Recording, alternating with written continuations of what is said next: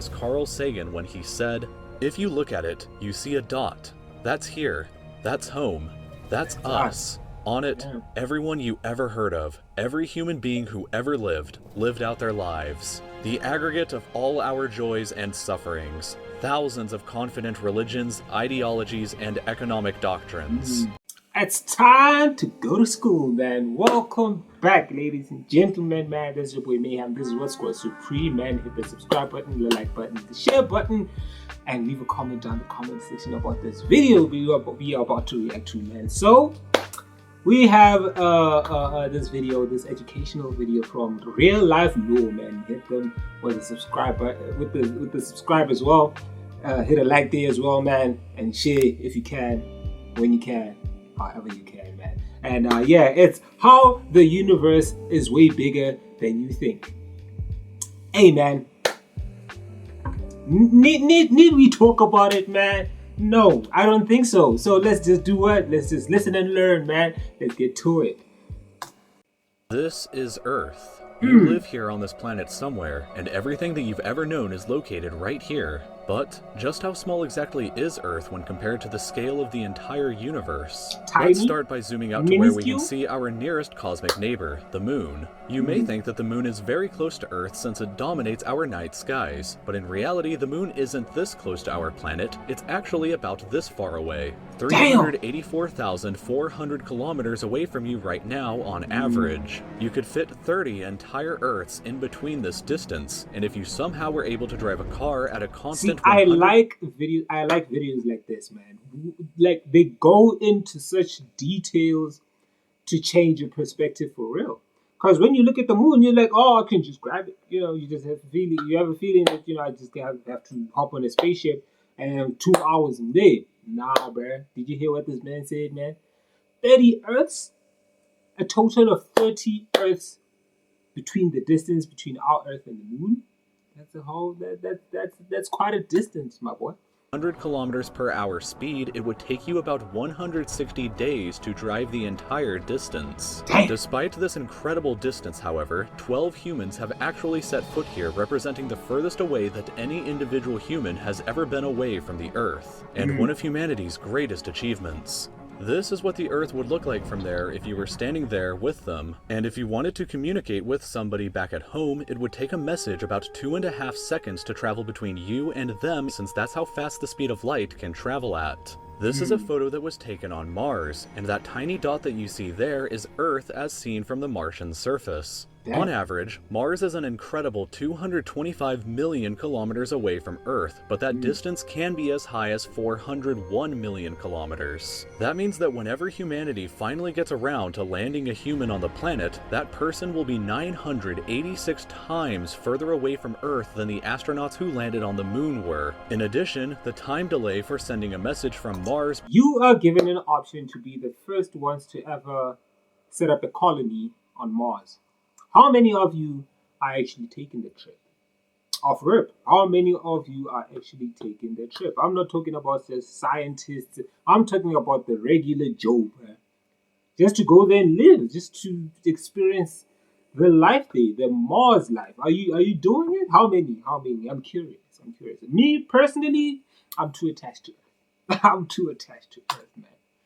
Back to Earth yes, we isn't have a lot just of problems, 2.5 but it's seconds. home, it's actually more like 20 minutes each direction, which would render instant communication in the event of an emergency impossible. When we zoom out even further away, we can find the Voyager 1 space probe, which is the furthest away man-made object from Earth. It is currently located 138 AUs from the Earth. AU meaning astronomical unit, which is the distance between the Earth and the Sun, which means that Voyager 1 is 138 times further away from us than the Sun is. At some point on its long voyage, Voyager 1 turned its camera around and took this photograph. It may not look like much at first, but in my opinion, this is the greatest single photograph ever taken in all of human history. This tiny, pale blue dot is Earth, and I don't think that anybody has ever said something as amazing about this as Carl Sagan when he said, "If you look at it, you see a dot. That's here. That's home. That's us. On it, everyone you ever heard of, every human being who ever lived out their lives." The aggregate of all our joys and sufferings, thousands of confident religions, ideologies, and economic doctrines.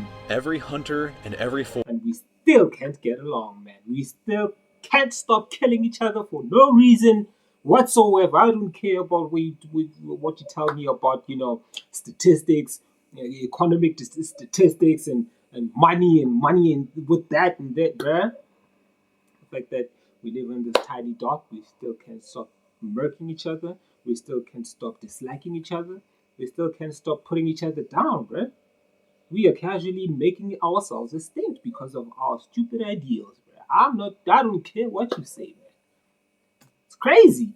It's crazy forager, and every embarrassing. hero and coward, every creator and destroyer of civilizations, Bruh. every king and every peasant, every young couple in love, Man, the goat every himself, hopeful Jeremy child, Irons, bruh.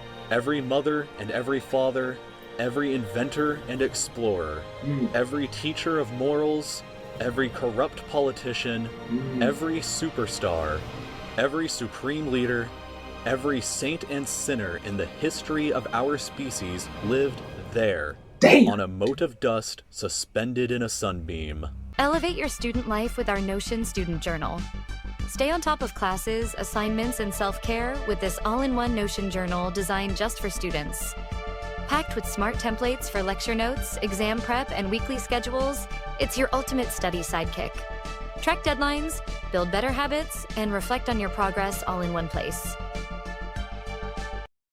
Voyager 1 is currently traveling at 17 kilometers every single second, but even at that speed, it won't break out of the reach of our solar system for another 30,000 years. How Once do you we go pronounce beyond it? the solar system, we arrive in our interstellar neighborhood. Here we shift to the light year unit of measurement, which is the distance that light travels in a full Earth year, or about 9.461 trillion kilometers. The star Proxima Centauri here is the closest other star to us other than our sun, but it's still 4.24 light years away from us. To put that into perspective, if it was heading in the right direction, it would still take Voyager 1 over 70,000 years to reach it. In other words, if you drove your car at 100 kilometers an hour like in our previous example to the moon, it would take over 6 times longer than the entire age of the universe is just to finally get there, and it wouldn't even exist still when you arrived. When we zoom out even further, we can see the entire Milky Way galaxy, inside of which Earth is located right here. This yellow dot is the furthest extent of humanity's radio broadcasts throughout history, which means that any possible aliens who live outside of this range are totally unaware of humanity's presence. It's complete silence outside of this yellow dot as far as we are currently aware, but the entire galaxy spans over 100,000 light years from end to end. There are over 100 billion stars and over 100 billion planets inside of our galaxy. But you have never seen the full glory of the galaxy at night, because 99% of the stars that you can see with the naked eye are limited to this small, tiny region right here.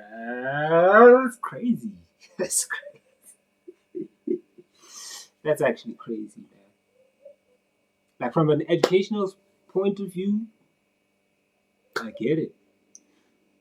But in reality, man, in the perspective of you thinking about it in reality, it's not that we are insignificant,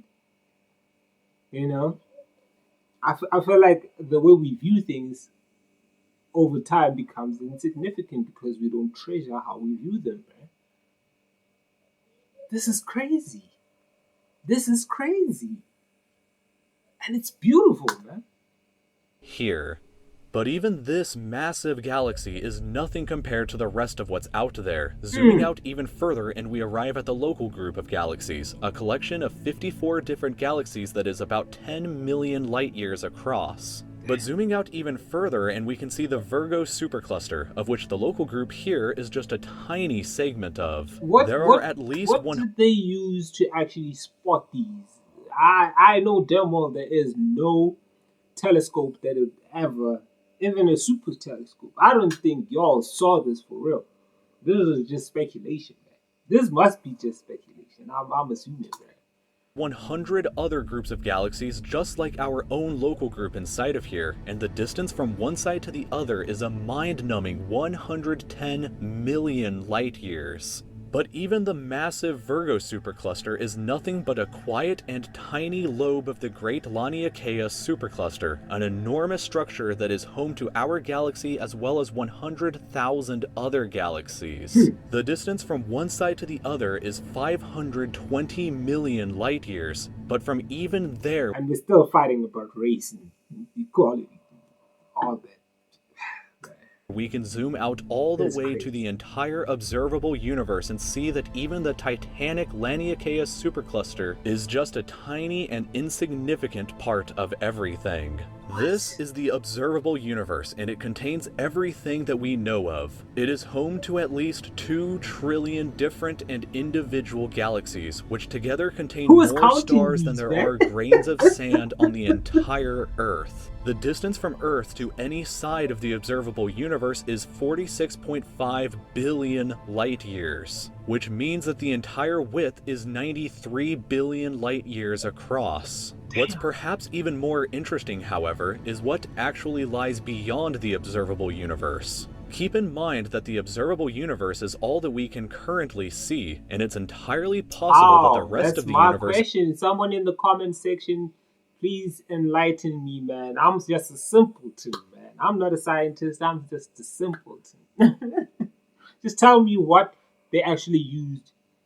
You know, whether it's in scientific terms, whatever, man. Mechanical, I don't care. I just want to know what they actually used to observe this amount of information, man, with the naked eye.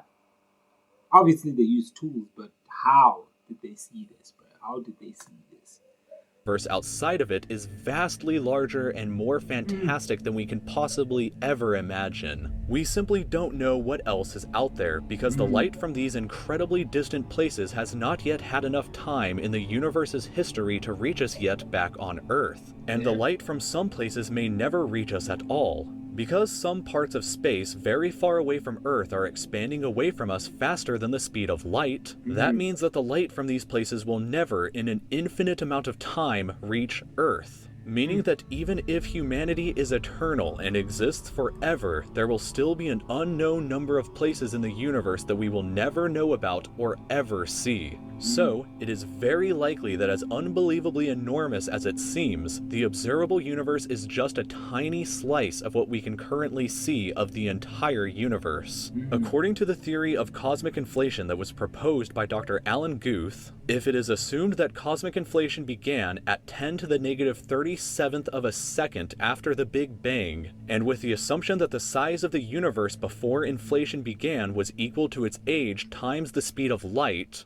then this would seem to suggest that at the present day, the entire universe is 150 sextillion times larger than the observable universe. That number for reference looks like this, with this many zeros. Let this number sink in for just a moment. This would be similar to you thinking that the entire observable universe, everything that you could see, was the size of a light bulb, but then realizing that in reality the entire universe is larger than the former planet of Pluto. Imagine a light bulb in the center of Pluto, but we inside the light bulb were totally unaware that Pluto existed outside of it, and that's a similar situation to this. We are all so unbelievably small, but you shouldn't worry, because all that means is that there is so much left out there for us to discover together.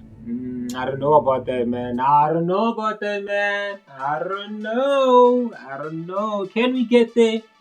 That is the question, man. Can we get there? I hope we can. Well, obviously, I'm not gonna be there. You know what I mean? Unless I stumble upon like an elixir for immortality.